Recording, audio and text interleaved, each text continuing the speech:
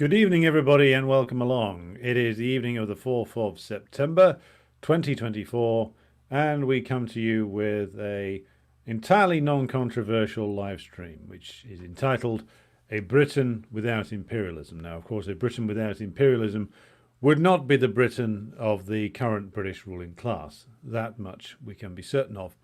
And I wanted to convene this, shall we say, as something of a discussion piece, because it is important to start the process of working out, or I should say continue the process of working out what it would mean to have a Britain without imperialism. In the case of this country, that is particularly important because Britain is the oldest capitalist country, or I should say the oldest continually existing capitalist country, with due apologies to the Republic of Venice and the Dutch Republic, who I think were around about the same time. Venice even arguably earlier. But Britain's been the oldest continually existing capitalist country. It's the oldest imperialist country in both the older form of imperialism and the modern form of imperialism, as theorized by Lenin. The newer form of imperialism being that which comes into existence after the end of the 1860s, which is the outgrowth or the growing out of capitalism into imperialism.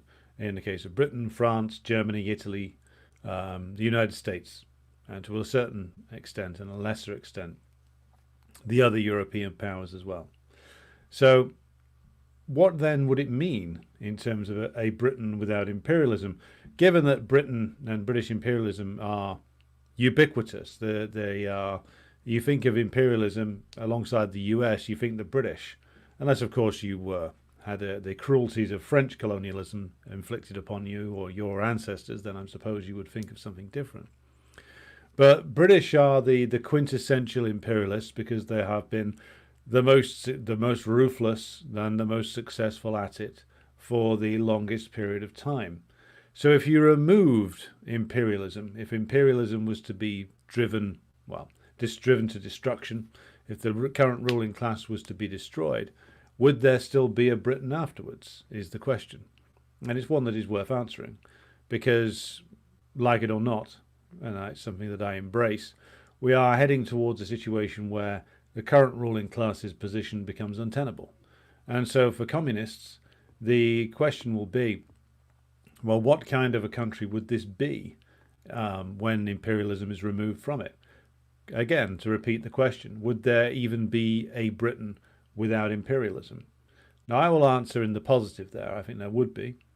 And I think there is more than enough in the history of class struggle in Britain to identify a nation that could be brought into being, standing for something remarkably different than that which it stands for now. Because, of course, the nature of Britain today, the nature of it as an imperialist power, is defined entirely by the current ruling class, the British capitalist class.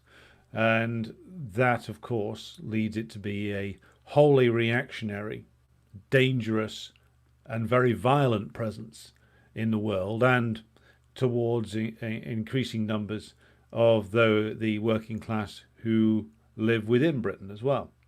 Now, I want to just indulge you, or perhaps you should indulge me, in a couple of quotations that will show you where I'm coming from.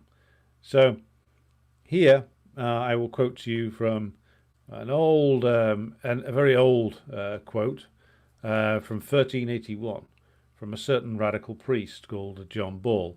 And what I aim to do by just throwing out these quotations at you is not just a game of guess who said what. It's to show that Britain, even in this country, even in this oldest of capitalist nations, this oldest of imperialist nations, with the most brutish and brutal ruling class, except those in the United States and France, anywhere on earth, there is another version of the country that has always been present. And it is the Britain of the oppressed. It is the Britain of the landless peasants, be he Welsh, English, or Scottish. It is the Britain of the labouring, the labouring journeyman.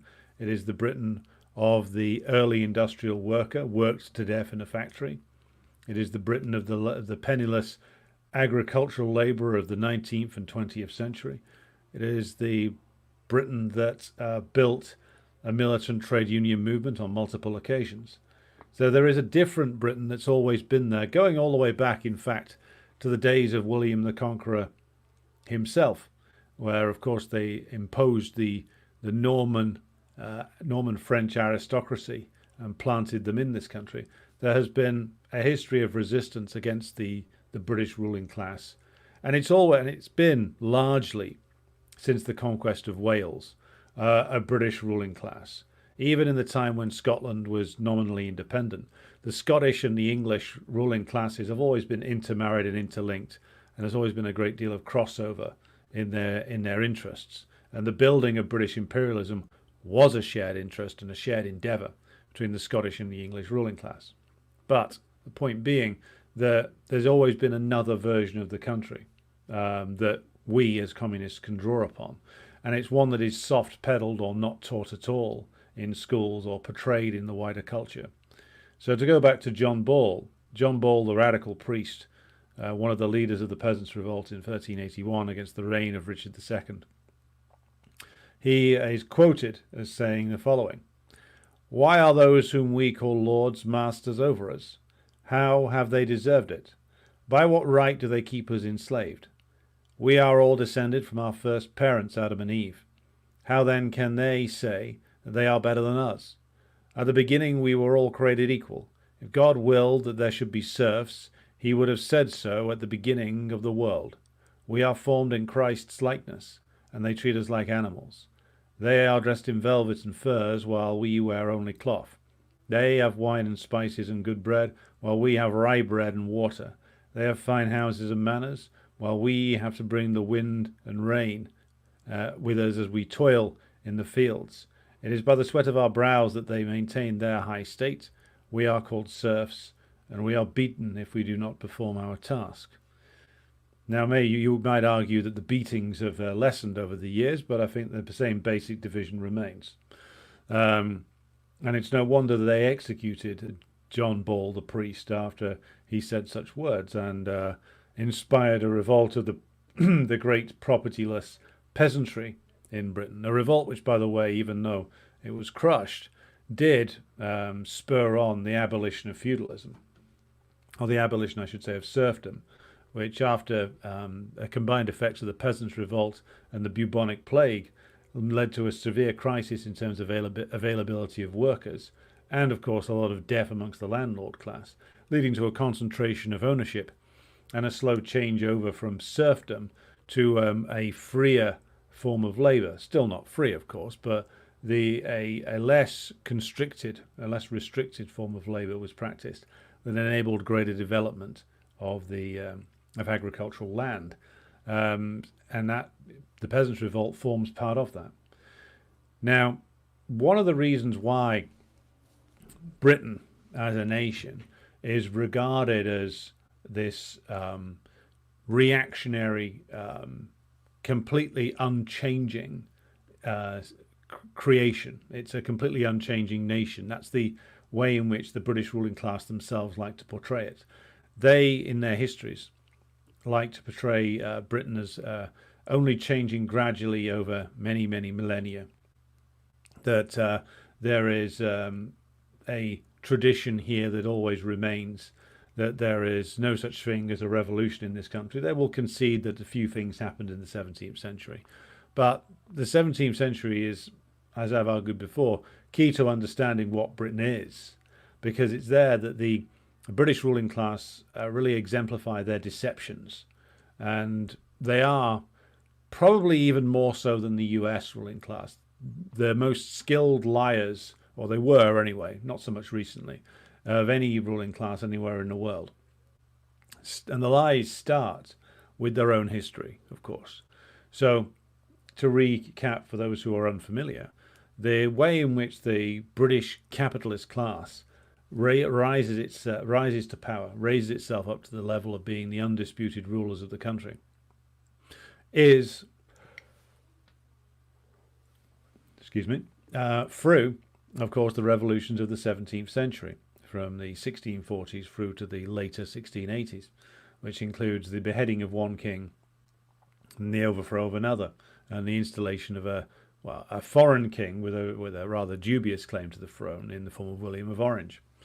Now, the reason why all this was done was because of the intransigence of the previous occupants, the characters belonging to the House of Stuart. Now, the House of Stuart's downfall came from the fact that it wouldn't, its kings wouldn't agree to become essentially the constitutional monarchs which the rising capitalist class wanted them to be. They were more than happy, that is, the rising capitalist class in England and Wales at the time, and occupied Ireland, of course, but principally back then it was England that was the driving force here. The partnership with the Scots was formed in the later 17th and early 18th centuries. But they were the driving force back then, and they were confronting what was then the dual monarchy, which is it was the monarch over dual nations, so Scotland and England. And what they were confronting them with was, again, it's a similar demand that the American bourgeois took up over a century later, which is taxation and representation, which is that the kings of England, Scotland and Wales and occupied Ireland, were levying taxation upon the bourgeois, and of course on the propertyless masses as well, where they could get away with it, where there was anything to tax, without duly calling a parliament. And this taxation without representation and the arbitrary imposition of custodial sentences upon those who resisted and those who spoke out against what they called the tyranny of the king. This is, of course, what pushes the bourgeoisie into a revolt. And it's a revolt that it initially had no desire to actually have. If the kings had just accepted that the time of the absolute monarch had passed and had agreed to essentially do what they were told, then there would have been no civil war. But the king was representative of a class that was dying away, withering away. Feudalism took a long time to die. It started its decline in the 14th century, but we didn't really conclude its full collapse until the 17th century. That's a long time, as I said, and then there are various different eruptions throughout that long period of time, such as the land reforms of Henry VII. Before that, there's the long period of civil war known as the Wars of the Roses.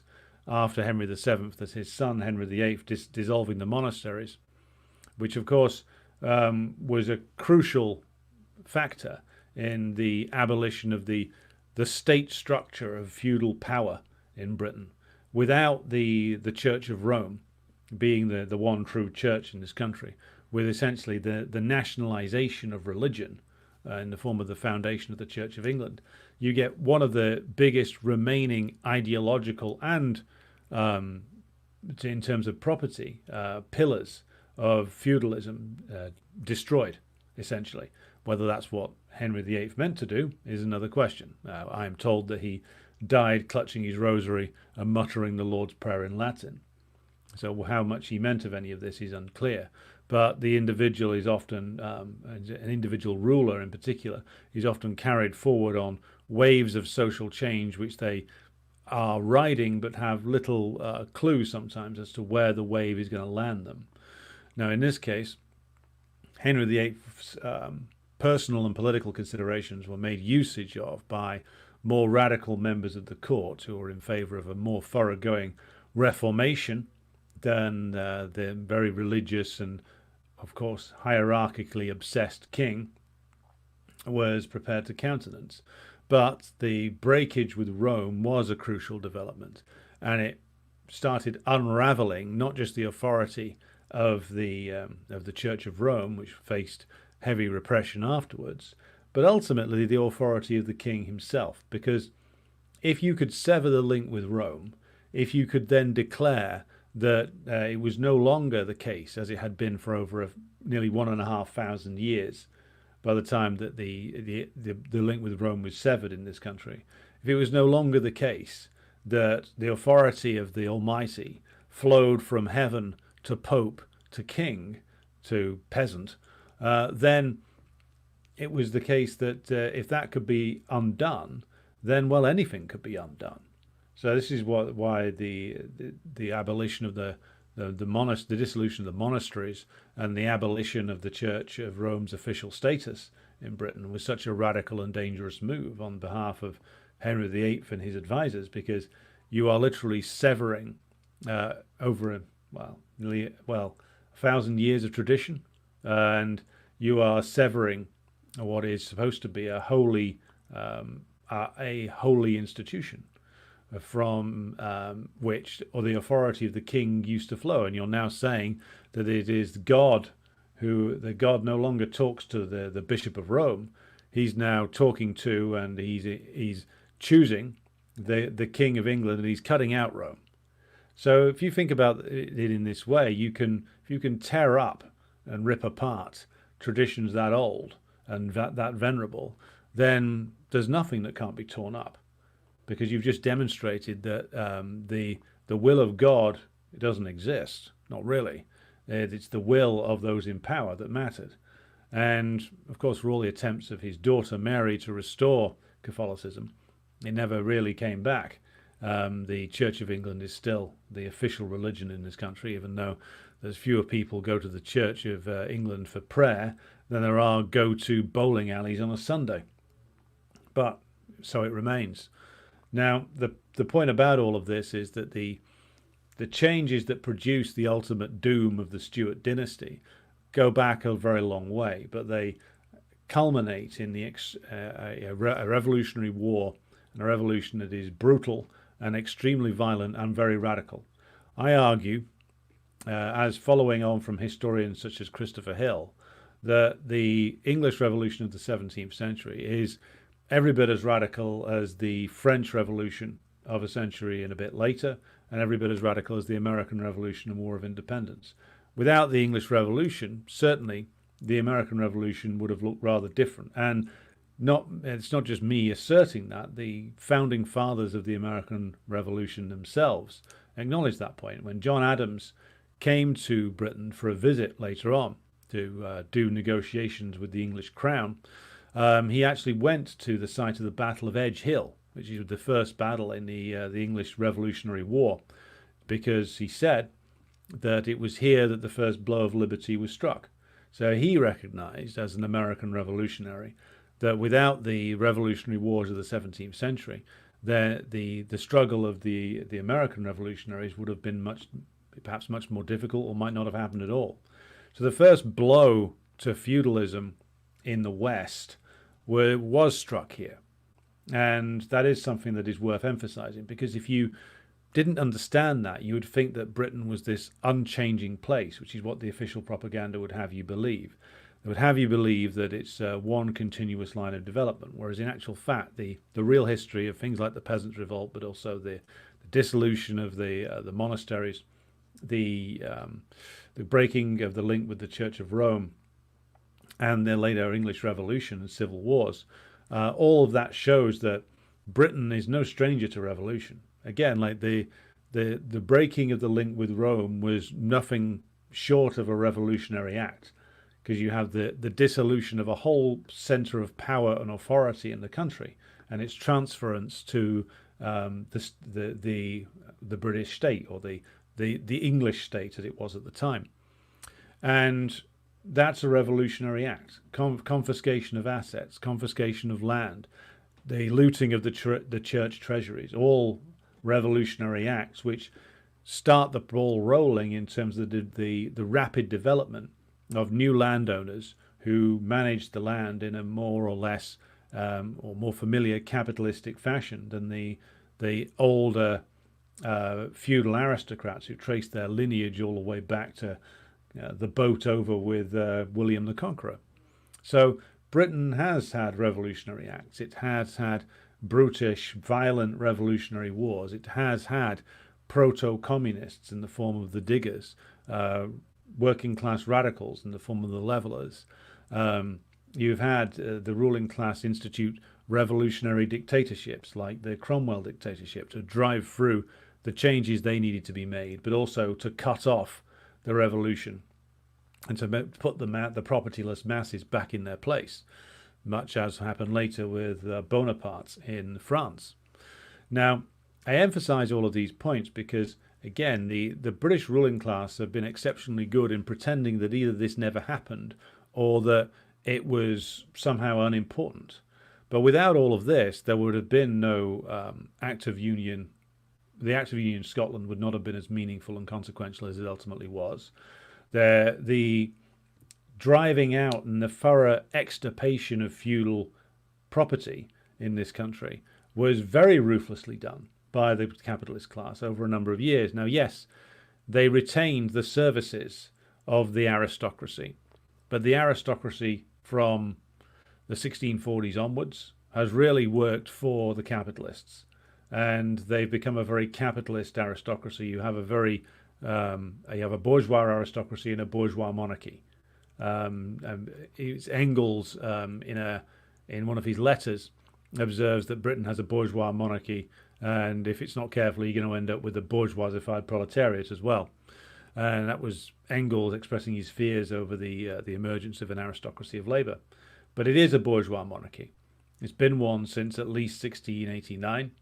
And when I say a bourgeois monarchy, I mean that it's a monarchy which exists to serve the needs of the capitalist class. Just like the aristocracy gave up on, or were forced to give up on, the defence of feudal property and was slowly converted into just another element in the capitalist class, managing their land in a capitalist fashion, having capitalist enterprises such as coal extraction, coal mining, carried out on their land.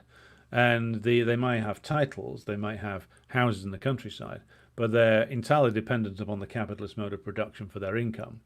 And if they aren't able to secure income from either capitalist to business themselves, they are obliged to marry into capitalist dynasties themselves to, of course, keep their land. Otherwise, they went bankrupt and had to sell it all off and have to whore themselves around the city of London to try and make a living by lending their name to various dubious enterprises, as Marx observes in the Communist Manifesto. So the point is that we should not regard, we should not believe the propaganda of the bourgeois about this not being a revolutionary country. Like, you've had all of the things that have been present more dramatically perhaps and more closer to us in terms of history, more recent history. All of what was present in the French Revolution was present in a different way here, more dressed up perhaps in religion, but no less radical. So I'll read to you now a quote from the great Thomas Rainsborough, who was debating the high command of the New Model Army led by Cromwell in the Putney debates of 1647. And quote reads as follows. It's one of my favourite quotes. You may have heard me read it before. I desire, argued Rainsborough, that those that had engaged in it should speak. For really, I think that the poorest he that is in England have a life to live as the greatest he. And truly, sir, I think it's clear that every man that is to live under a government ought first by his own consent to put himself under that government. And I do not think that the poorest man in England is not at all bound in a strict sense to that government, that he have not had a voice to put himself under. And I am confident that when I have heard the reasons against it, something will be said to answer those reasons, insomuch that I should doubt whether he was an Englishman, or know that should doubt of these things. Now, Rainsborough arguing for representative government, or a government that actually represented the propertyless masses, was of course something they were never going to accept. Yeah, they have had to pretend that that British governments speak for or represent the propertyless these days, but of course we all know that that's not true, or an increasingly large number of people know that that's not true. Point about it is that the limitations of bourgeois revolutions became clear first in England where the ruling class clamped down with the Cromwellian dictatorship to secure what they needed to secure in terms of the breaking of the will of the monarchy to continue to try and defend absolutism, but also putting the propertyless masses who they'd had to appeal to and mobilize in the new model army, putting them back in their place again. Now, again, this history is all, if not buried and suppressed, it is routinely misrepresented.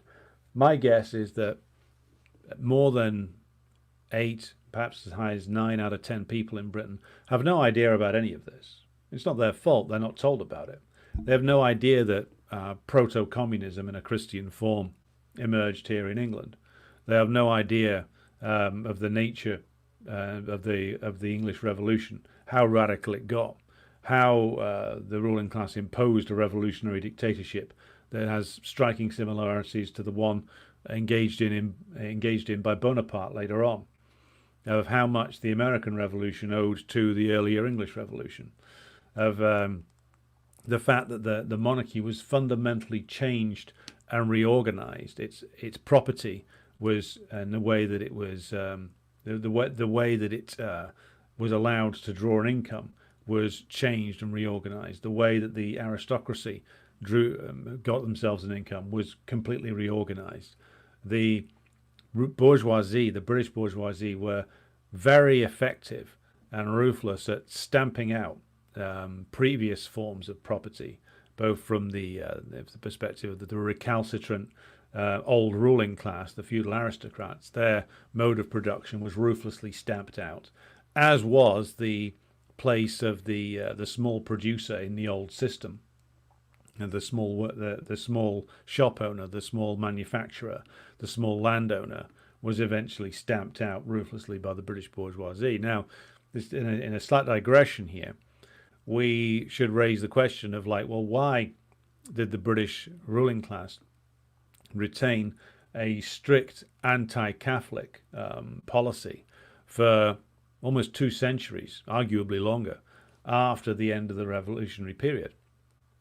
Well, the answer is that in that initial period after the 1640s, the reason why you had such a determined anti-Catholic policy was because the Catholic Church was, correctly from the point of view of the British ruling class, seen as an agent of counter-revolution, because they were. The Catholic Church supported for a long time the claims of the Stuarts. In fact, one of the Stuarts in the later period of the middle 18th century was a very prominent Vatican official. He was a cardinal. And the Vatican supported attempts to restore the Stuart monarchy. And so stamping out the influence of the Church of Rome was, in reality, a matter of class struggle by the British bourgeoisie.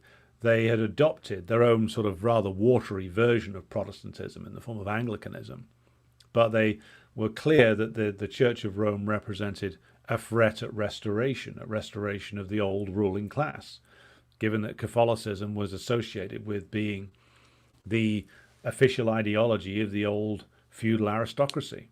And so, of course, the ruling class were then more than happy to promote all kinds of anti-Catholic bigotry throughout occupied Ireland, throughout the areas of the country where support for feudalism had remained stronger. But at heart, it was the anti-Catholic moves came from the fact that the rising British bourgeoisie saw Catholicism as a threat of as part of the threat of feudal restoration, and they were completely ruthless, and still are, in extirpating any threat to their rule, be it material or ideological or both. And Catholicism represented one such threat because it represented the belief system, or part of the belief system, of the fallen feudal aristocracy. And this is one of the reasons why it remained, Catholicism remained associated with subversion for a long time, and why the anti-Catholic laws remained on the books for so long. The reason why anti-Catholic prejudice was very strong in the British ruling class, really up to the modern era. I mean, it was also wrapped up in the fact that the Irish peasant, for the longest time, was regarded as a danger. The landless Irish peasant was, of course, identified with, of course, also the Catholic Church, even though the fact that the Irish landlords, many of them, were also Catholics, or a certain minority of them were, and they had no love for the Irish peasantry. But the threat of a large landless, propertyless mass in Ireland, who were mainly but not exclusively Catholic, was also part of the reasons why there was such rabid hostility for a very long time.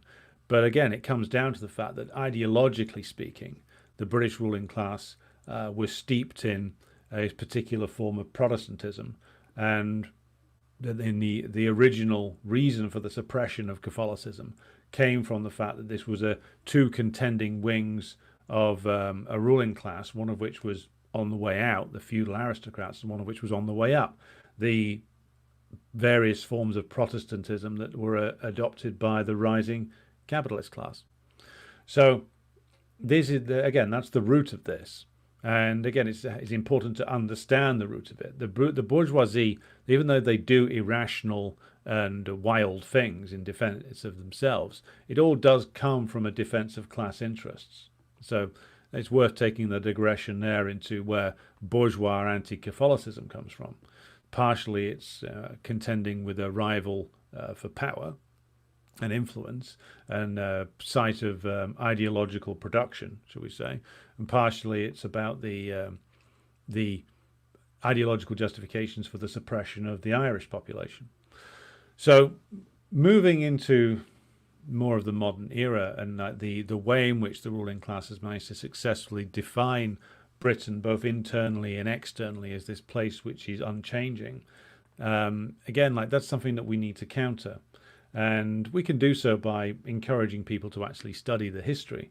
And even a short study of the history of the real events of the 17th century and early 18th century will show you a markedly different picture. An investigation into the true nature of the British aristocracy shows you a different picture. An examination of the way in which the country was defined by the class struggle of the proletariat, even from the earliest points in the early 19th century, will show you a different kind of country. So because we've been a capitalist country so long, because we've been an imperialist power for so long, again, it's important not to fall into the trap of thinking this is permanent, and that there are other versions of the history of this country, other versions related to the revolt of the propertyless masses, that we can draw on to redefine the country. Now, how should we, as communists, approach the legacy of the British bourgeoisie? Now, here, of course, we have to be completely frank about its crimes and its horrors, as frank as Marx and Engels themselves were whilst observing them firsthand. And, of course, we should be absolutely clear that the ending of British imperialism is an absolute priority for the proletariat itself. It's an absolute priority for the rising working class, because imperialism doesn't just brutalize and oppress other nations. It also now is, to use Marx's terminology from the Communist Manifesto, it's no longer even able to provide an existence for its slave inside Britain itself. It's decayed that much. So it is in our interests to overthrow imperialism. It's in our interests to snuff it out and drive the ruling class that profits from it out of power and out of the possession of their property. It's not their property, gained by the ill-gotten, gained from the ill-gotten methods of looting of both this country and many other countries in the oppressed parts of the world. Now, again, you change the nature of the class in power. You move from a system where it's the imperialist bourgeoisie in power to a system where it is the British proletariat in power. And of course, the country starts to look a lot different, or certainly should do. Now, the important thing to emphasize here is that the freeing of the country from decaying monopoly capital, from decaying imperialism, isn't going to make everything better overnight. One of the things that communists have to do is to wage a very long ideological struggle well after the disappearance from the scene of the British bourgeoisie in their current form, to make sure that the negative effects of the of being an imperialist power are extirpated from from proletarian ideology.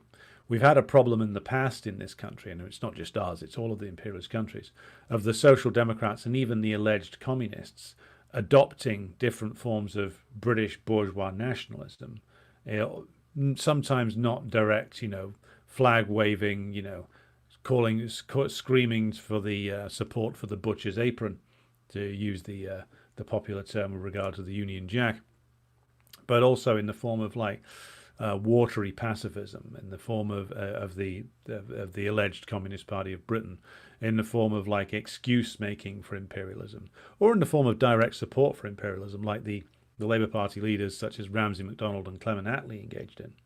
So because we here are in an imperialist country, that's cast a long shadow over the workers' movement, in that there's been pro-imperialist communists, there's been fake communists, there's been pro-imperialist socialists, there's been pro-imperialist trade union leaders, there's been racist trade union leaders, there's been very anti-Irish strike breaking done by trade union leaders, anti-Indian workers strike breaking done by trade union leaders and trade unionists in this country, hence why there were such organizations emerged as the Indian Workers Association.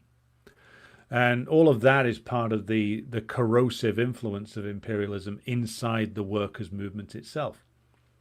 And so therefore it's going to take a thoroughgoing revolution led by a determined Communist Party to uproot all of that. But uproot all of it we must, because we can't define the nation again. We can't redefine the nation on the lines necessary to secure the rule of the proletariat if we're compromising in any way with British bourgeois nationalism, because that's a nationalism of a dead class, of a dying class, I should say, at the moment. A nationalism which is really ceased to play any progressive role over 300 years ago. It played a progressive role, you could argue, in extirpating feudalism in this country. But as, again, is often the case in imperialist countries, because Britain was already a sort of older mercantilist imperialist power in the 17th century. And so getting to the point where there was the unification of the crowns properly in the Act of Union of the early 18th century between England and Scotland, you get the creation of modern Britain, which is England, Scotland and Wales, and the brutally occupied and enslaved Irish. Now, the freeing of Ireland from British dominion was a tremendously progressive step in ending British imperialism once and for all. It struck a blow against British imperialism from which, arguably, it's never truly recovered, though the business in Ireland is not yet complete while the British Army sits in the occupied 6 counties. But a crucial blow was struck there. And the long-term job of dismantling pro-imperialist sentiment inside the workers' movement is something which is driven home to us again and again by looking at the Irish question, because we can see there that the old Second International Party, in the form of the Labour Party, was trimming, hedging and compromising on that question, being pro-imperialist as they were. So the point we must go back to is that by any attempt at allowing British imperialism off the hook, any attempt at sugarcoating or whitewashing the deeds of the British ruling class cannot be acceptable. If we're going to redefine the nation, there needs to be a thorough reckoning with all the crimes of the British ruling class.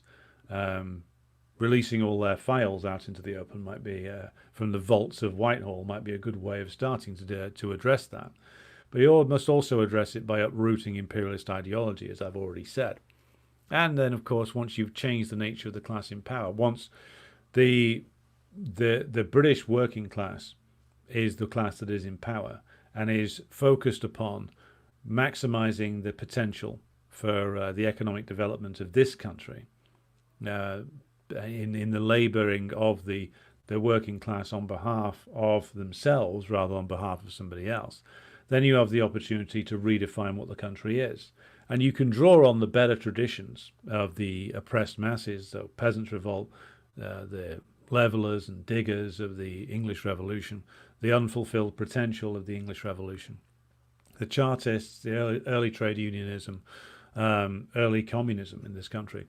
Those traditions can be drawn upon, but as can the more progressive traditions of the bourgeoisie. And we, of course, will be drawing upon the progressive legacy of capitalism in terms of Britain being the first industrialized country, though we've lost much of that industry these days. But the tradition is there. The history of the industrial innovations is there. And as Marx and Engels themselves observed, like you can admire the innovation of the early bourgeois when it comes to the development of means of production, but you want to, of course, take that on and maximize its potential usage in a way that capitalists never can.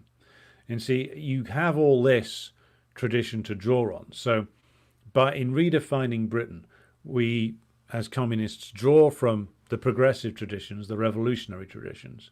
We reject and thoroughly and properly critique all the reactionary criminality of the British ruling class. But we take the progressive achievements of British capitalism in its industrial forms in order to help us build and redefine the nation going into the future that will not be built on conquest and domination and enslavement, but will be built on unity of the working class at home and international solidarity abroad. And in that way, we can draw upon all these different strands to develop a version of Britain which is free from imperialism. And it is possible. It will be possible. It's been shown in embryonic form in what was achieved in the old Eastern Germany, in the old DDR. The job here will be much bigger in certain respects because the crimes of British imperialism have gone on for much longer than German imperialism's crimes have gone on for, are even greater in terms of brutality and are even more concealed in terms of the knowledge of the population about them.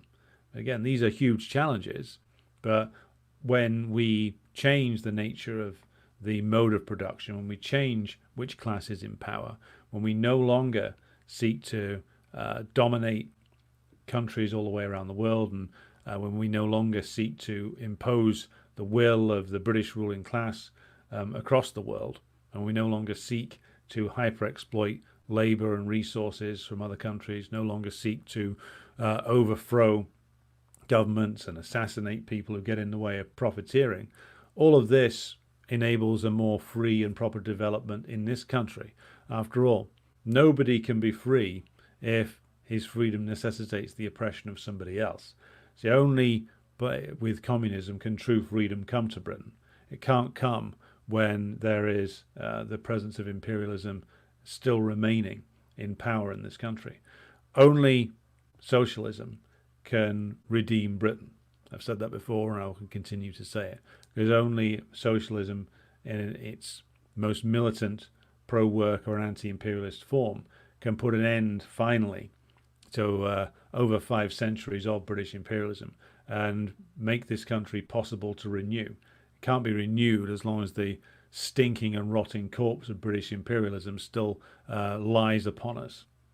But I will leave my comments there for now and take some questions.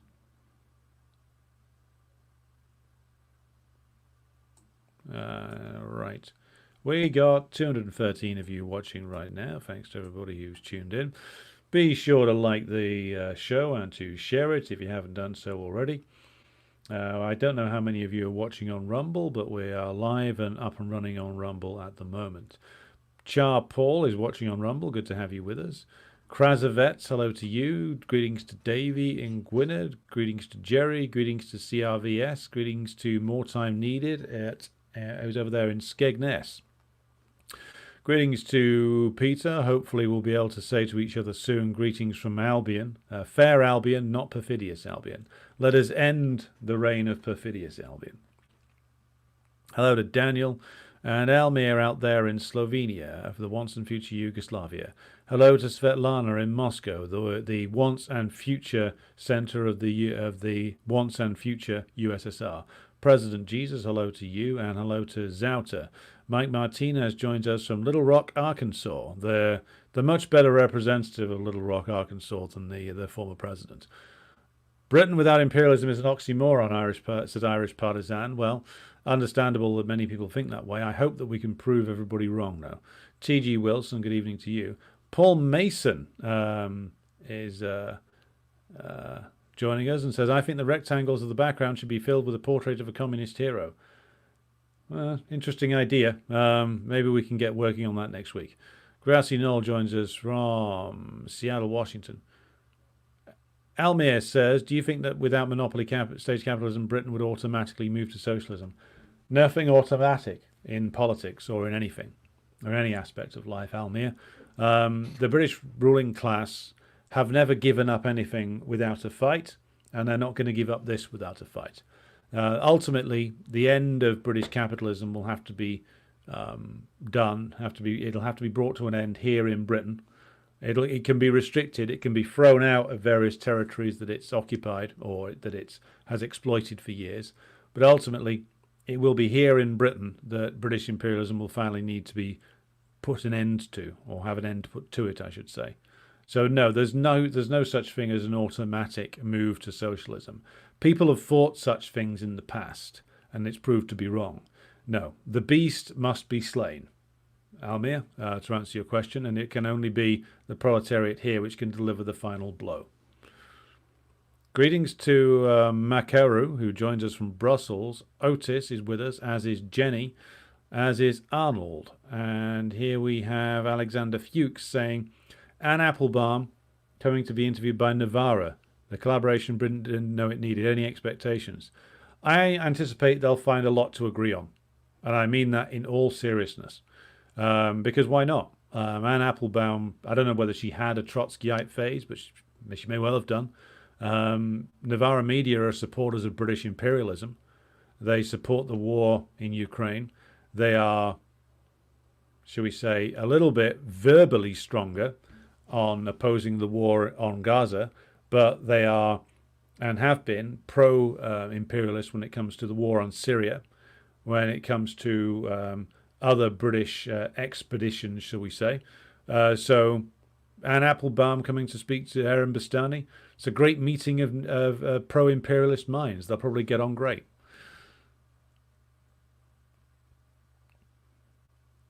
Okay, we got some Cyrillic here, so I'm going to try and read it. Nasze delo pravoj mi... oh, God, I'm going to mess this up. Podiem. Our cause is just, we will win.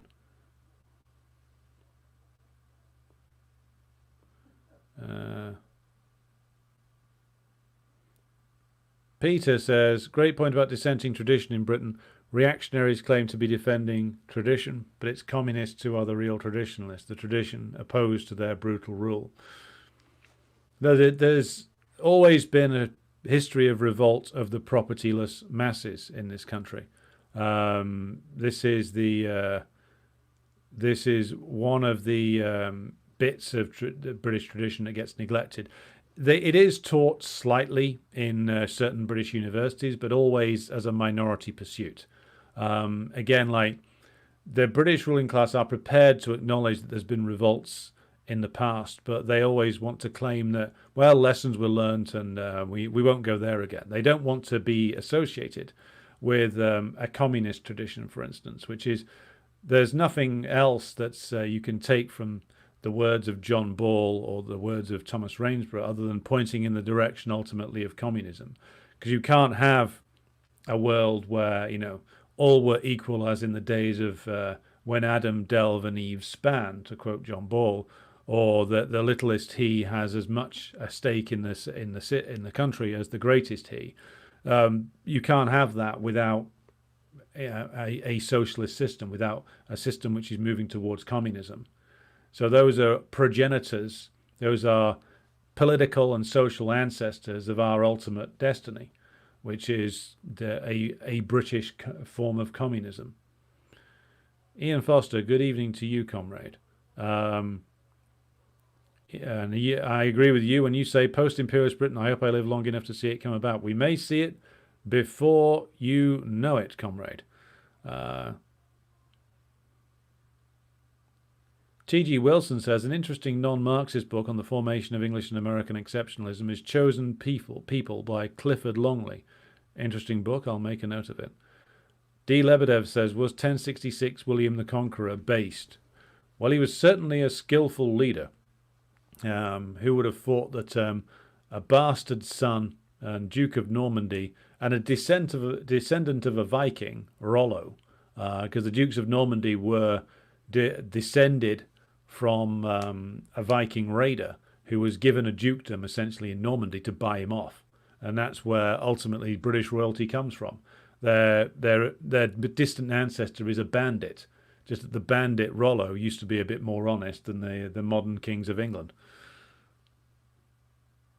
Neander Wallace says the chap who was tasked with beheading the king is buried over in Whitechapel, opposite a pub I occasionally visit. Well, pour a pint on his grave from me.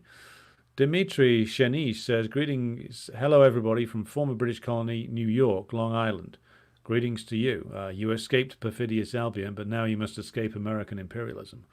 T.G. Wilson says, Thomas More, who wrote Utopia in the early 16th century. Oh, incidentally, yes, I mean, mentioning famous dissenting figures, Thomas More is a bit of an odd one, given that he was, I think he was Chancellor under Henry VIII for a while, and was a bitter opponent of the Reformation, ultimately dying when the Reformation in this country did come, but also wrote a very interesting book of named Utopia, which we actually studied at undergraduate level. It's one of the few interesting things in our philosophy class. He wrote a book that was, I don't know whether it was a blueprint for a form of religious ascetic communism, but that's what it came across as. Very interesting book, very interesting man, Thomas More. One of the few saints of this country which it is about which it is worth investigating. Man led a very interesting life. Slavery, feudalism, capitalism, says Neander Wallace, the same woman in a different dress. The one man uses another man as an instrument for his own prosperity. Interesting. Svetlana says, as Marxists, do we apply the word imperialism to all conquest and exploitation of foreign countries? The Mongols' long subjugation of Russia was that imperialism, or we use another term? When we, as Marxists, use the term imperialism, we are generally, or certainly I'm using it in the sense that Lenin suggested. And this is why I was making clear in the presentation the different stages of imperialism. See, the imperialism in terms of the conquest, occupation, exploitation of other countries has been around for a long time. Okay, as Svetlana's comment indicates, the Mongols were great empire builders in their own right. However, the reason why I drew a distinction is because the earlier forms of imperialism in Britain, which were when Britain was more of in the mercantile capitalist period, or even in the sort of the late or very late feudal period, in the form of the early conquests in the Caribbean and the northeastern coast of the United States. This is a different form of imperialism to what emerges in the later 19th century. So when I'm talking about imperialism in its modern sense, I am referring to the system which emerges out of capitalism, that emerges after the end of what Lenin refers to as the period of free competition. And I'm using the definition that was developed by Lenin in his work, Imperialism, the Highest Stage of Capitalism, to refer to the imperialist system that emerges after the 1860s. The imperialism of Britain in the earlier period is still brutal and exploitative, but is of a different fashion than that which is based principally around the exploitation of the world via the exporting of capital and not commodities. And as explained by Lenin in Imperialism, the Highest Stage of Capitalism. So when I'm referring to imperialism in the modern sense, to answer Svetlana's question, that's what I mean. And we should always draw a distinction. The imperialism of the Mongols, of the Roman Empire, of Byzantium, of the ancient Persians, or the ancient Greeks, or the ancient Egyptians. These are all different forms of something which, of course, there has certain similarities there, but they're all based on different modes of production. The mode of production of the Mongols is markedly different to the mode of production of modern capitalism, of course. It's even markedly different to the mode of production of the ancient Romans or the ancient Greeks. So all of these are empires, but they are very, very different because, of course, as I said, the mode of production they are based on is very much different each time. And therefore, when you're using the term imperialism, you have to make sure you qualify it by stating, well, what period of imperialism are we talking about? I hope that answers your question. Gonzalo, good evening to you. Good evening to Potted Rodent. And good evening to David King, who says lots of ruined monasteries in Britain. That's true. Can you recommend a good book on the Haitian Revolution? Yes. There's Black Jacobins by C.L.R. James is probably the best one. He was a Trotskyite, but we can't let that stop us from reading what is fundamentally a very good work of history. So yes, read Black Jacobins by C.L.R. James. Peter's already suggested it.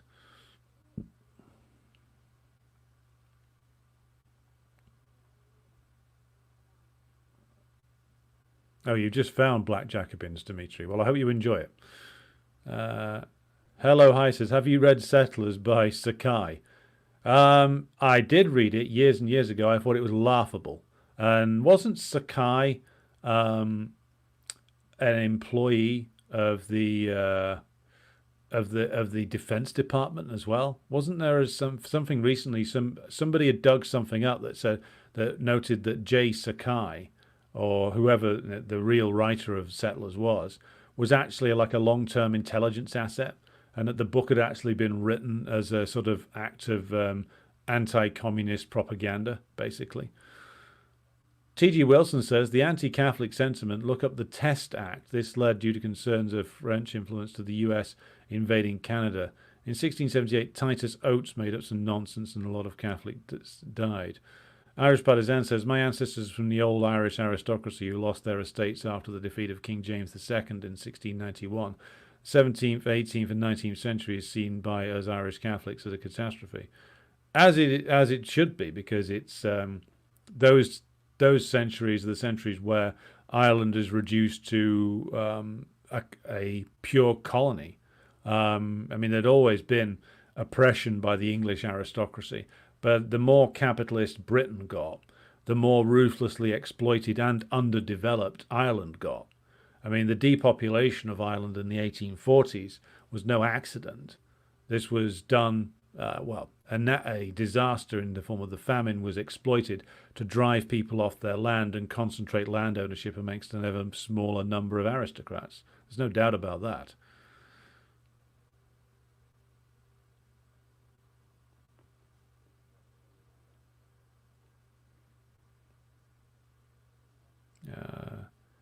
Right, moving through the comments here. Svetlana asks, what are your thoughts on Max Weber's The Protestant Ethic and the Spirit of Capitalism? Basically the idea that Protestantism and the development of capitalism are intrinsically interlinked. Well, they are interlinked because Protestantism begins or emerges when feudalism starts to break apart, when the bourgeoisie emerge. My issue with Weber is that Weber he's an idealist, so he puts the cart before the horse. Like, he sees Protestantism as creating capitalism, whereas in reality it's the other way around. Like, as I said, like, there was the later Venetian Republic can be argued to have been one of the first, if not the first, capitalist city-states, and that was a solidly Catholic place. So it's not necessarily the case that it has to be Protestant to be capitalist. Now, Protestantism broke through in those areas where the bourgeoisie were developing the strongest. So certain of the German states, um, the Netherlands became, of course, a very solidly Protestant place, orange after all. But also, of course, here in Britain, where the various different forms of Protestantism were embraced by the rising bourgeois because, of course, it cut out, in its most radical form, that is, the need for a relationship with either the king or the pope or the priesthood. The idea that any man could stand on a box in front of a crowd, and that church and the town square or a field became your church. That's a fundamentally very capitalist idea, because suddenly you've disposed of church and priest and king, and it's just a relationship between a preacher and his flock, the preacher being the vessel of God, as anybody can in theory be the vessel of God. You don't have to go through special training, you don't have to speak Latin, you don't even have to be literate, though you should probably read the Bible, to be a potential messenger for the word of the Almighty. So that is a fundamentally revolutionary point of view. It's a revolutionary point of view in terms of the development of Protestantism being part of the capitalist ethic. So I would say it's the more appropriate title would be the capitalist ethic in the spirit of Protestantism. Weber got it the wrong way round.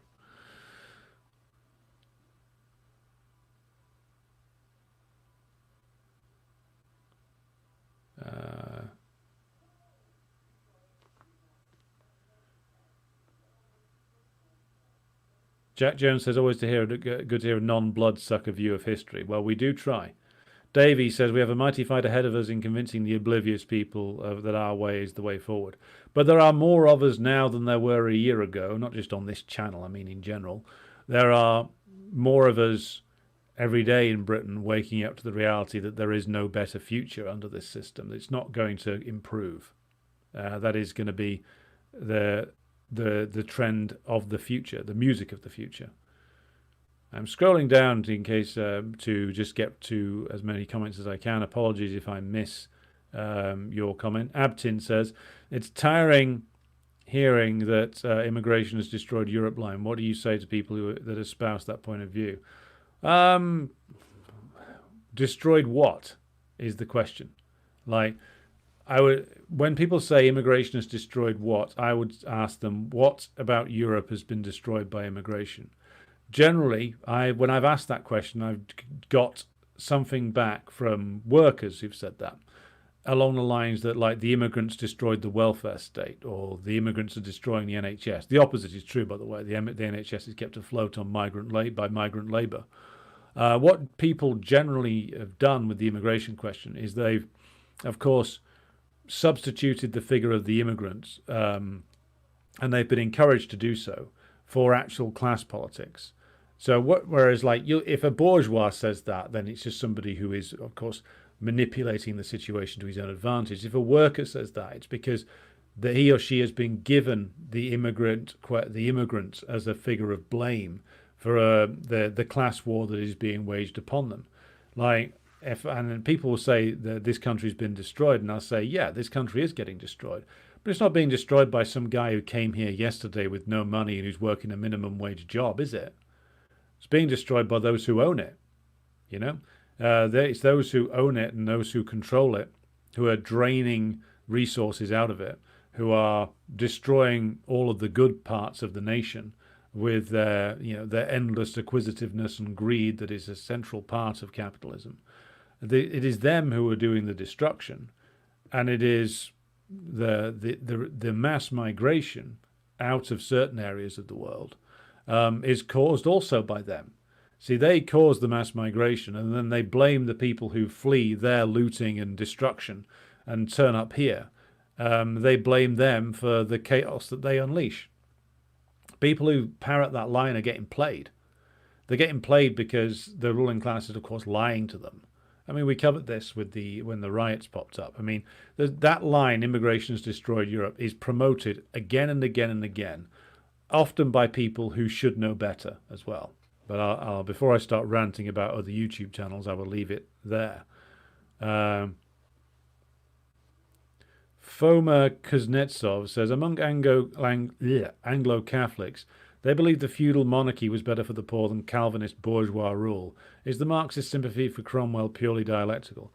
That point of view that the old feudal era was better for the poor, that is utter bullshit.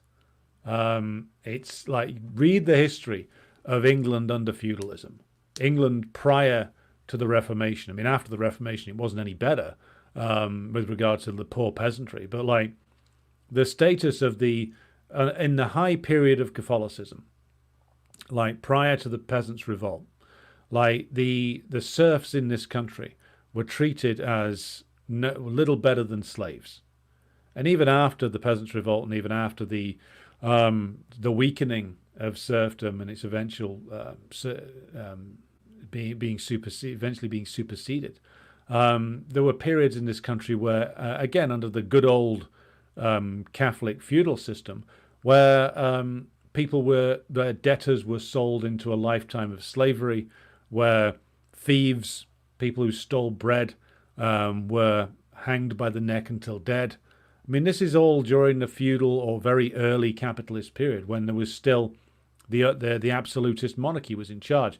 This mythology that they were better for the poor than Calvinism, and by the way, you might not be fully conversant with the various different Protestant sects, but we've never had Calvinist rule in this country. The form of Protestantism that has been the official ideology of the British ruling class has always been Anglicanism or various different forms of Presbyterianism. Not much better, but I would want to correct the terminology there. So Marxist sympathy for Cromwell, I wouldn't put it that way. I'd say that we view Cromwell the same way that we do like someone like Napoleon or the American revolutionaries. Like, he's a bourgeois revolutionary, meaning that, of course, his revolution takes society forward by crushing the remnants of feudalism. But it doesn't mean that Cromwell is to be regarded as a heroic figure. He's a heroic figure for the bourgeoisie, not for those who are on the receiving end of the oppression that he unleashed.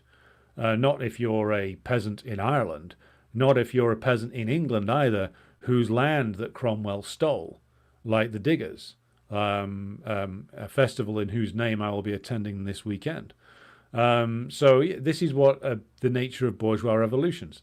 They take countries forward to a certain degree, but then, of course, they ruthlessly enforce the rule of their class. And that means suppressing the working class and suppressing anybody who gets in the way of the rule of the newly elevated ruling class. That's the way in which we view Cromwell. I know there are some in the past who have got misty-eyed about Cromwell, but you can't be. He's a bourgeois revolutionary, and therefore he has to be assessed appropriately as, again, somebody whose dictatorship was a revolutionary bourgeois dictatorship with all of the contradictions that brings. Daniel Effel asks, why has the British ruling class been so determined in maintaining control of the occupied 6 counties? Is it for symbolic purposes? It's not purely symbolic, it's also strategic. The reason why they partitioned Ireland in the first place wasn't just because they were sore losers, even though that's part of it. The partition of Ireland is there to make sure that the Irish ruling class remain as weak and pathetic as possible, and remain subservient to the British ruling class, even after the south of the country had become the Irish Free State, even after De Valera had converted it into the Irish Republic, with the military occupation of the 6 counties of the north of Ireland, and the always looming threat of either direct British military intervention, which isn't much of a threat at this stage, but it was a very real one at one stage, or the threat of loyalist paramilitary violence. All of that helps to keep Ireland suppressed, the south of Ireland suppressed. It helps to keep the most feeble comprador elements in the Irish capitalist and landlord class in power, who are completely subservient to Britain. It stops the full and proper development of Ireland because the Irish ruling class opted to keep themselves essentially as an agricultural semi-colony of Britain for the longest time after they achieved flag independence. As Connolly himself observed, you can raise the green flag, as he put it, over Dublin Castle tomorrow, but the British will still rule you. And the British, in this case, were able to carry on that rule partially via the occupied six counties. So again, they're continuing to occupy the north of Ireland. It's the same motivation as it was 100 years ago. They don't want a truly independent and sovereign unified Ireland emerging. They want one that is subservient to them and which they are able to control. They don't want a free country emerging next door. Might give the British working class over here some ideas. Greetings to Clinton in London. Greeting. Bastani is the Farsi word for ice cream. Do with that what you will, says Abtin. Yeah, Bastani, I think, isn't his father's Iranian? I'm sure of it. Because he used to call himself Aaron John Peters. I think that Peters is his mother's name. Bastani is his father's name. His father was I don't know if he's still around, but his father was an Iranian exile, joining the long list of Iranian exiles in this country who are not good, believe me, not good, as Trump said. Julius Caesar by Shakespeare, says Nikki. Nicola says, what is your opinion on socialism with a human face in 1960s Czechoslovakia? Counter-revolution with a sneering face, Nicola. It was a blatant attempt to restore capitalism. I mean, I'm no admirer of the Brezhnev period, but if they hadn't crushed it, you would have got a restoration of capitalism 20 years earlier, with possibly even more devastating consequences. I can do a whole program on that if you like. Do request if you wish to see that. Vidnosh says, the withdrawal of labour was penalised when labour was in short supply, as was poaching and free movement. England became one large prison for the poor from 1750 to 1850. Indeed it did. It's a very good point.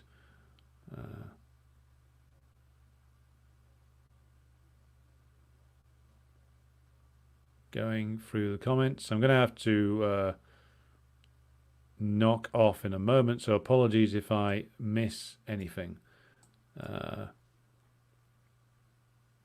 If anyone is unfamiliar with the six counties, leaves free out, the 9 making historic Ulster left out to create a Protestant majority.